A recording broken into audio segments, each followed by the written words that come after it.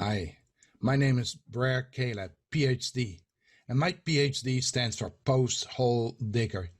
We will continue to dig on that proper foundation for the prodigal son and daughter, so that when we leave a foundation behind, it is based on a solid rock.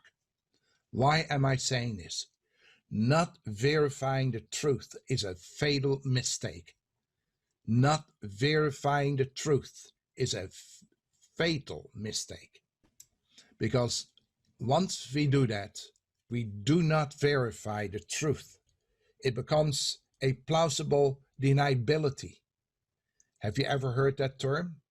It's ever so often used by senior officials in a formal or informal chain of command to deny knowledge of or responsibility for damnable actions, actions sometimes committed by others in an organizational hierarchy, are plausible deniable of a lack of evidence, which can confirm their participation, even if they were involved in or what least willfully ignorant of the actions.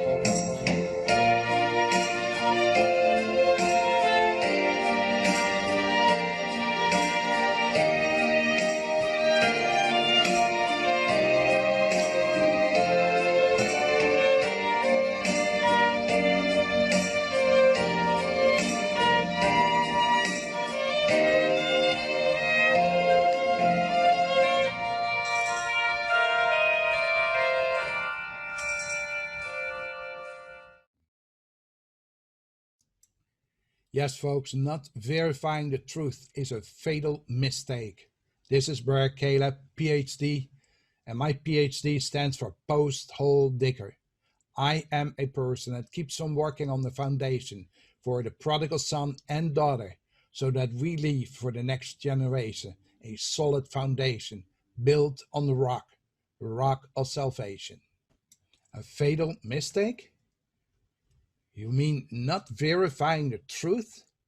Have you ever wondered about the word plausible deniability? Every so often, the ability of senior officers in a formal or informal chain of command to deny knowledge of or responsibility for a damnable action. Actions sometimes committed by others in an organizational hierarchy.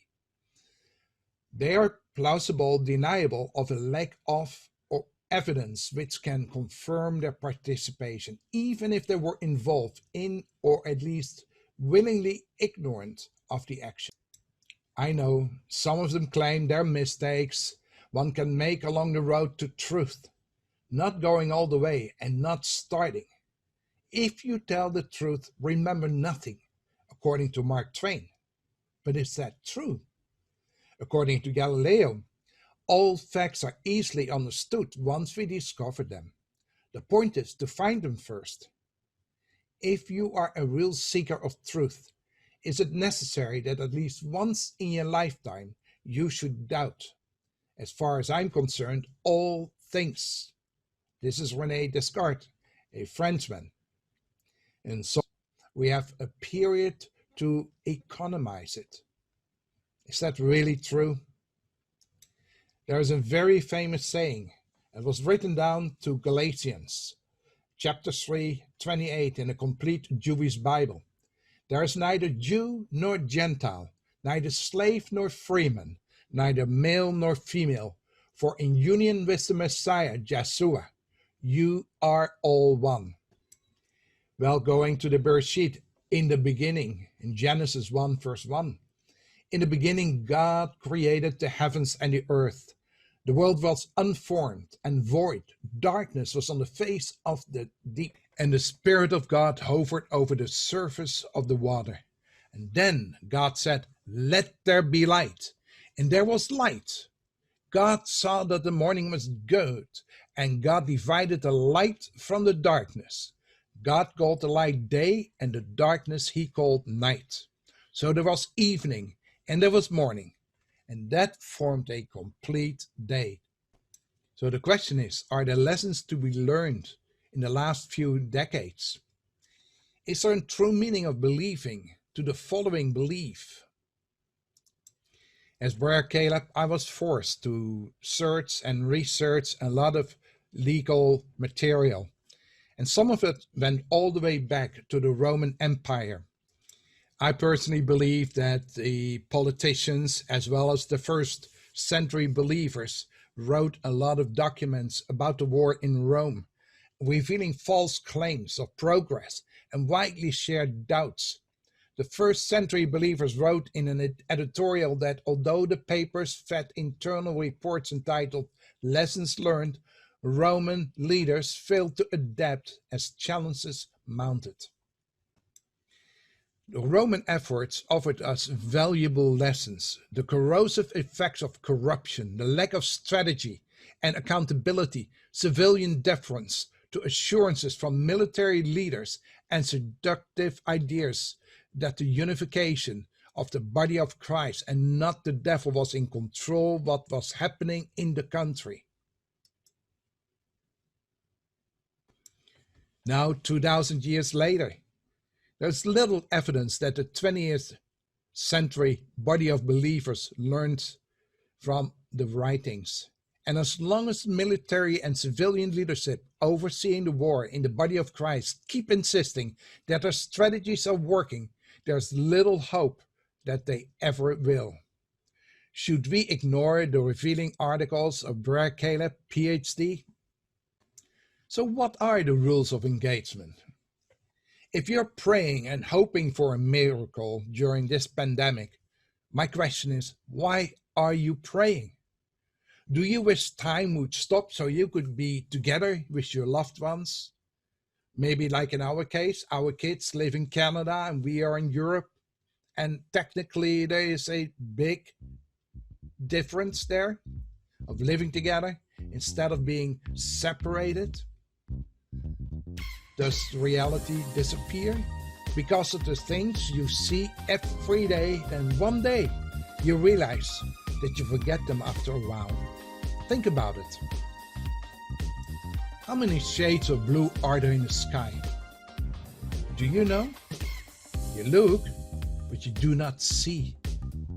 If you could rewind time, would you not just look at everything for hours before you can only see what memory allows you to? Do not deprive yourself, my friend, of the life, what life means for you, and a life of victory no matter which station in life you are. Love will always find a way, for you did not live the way the Creator designed you without it.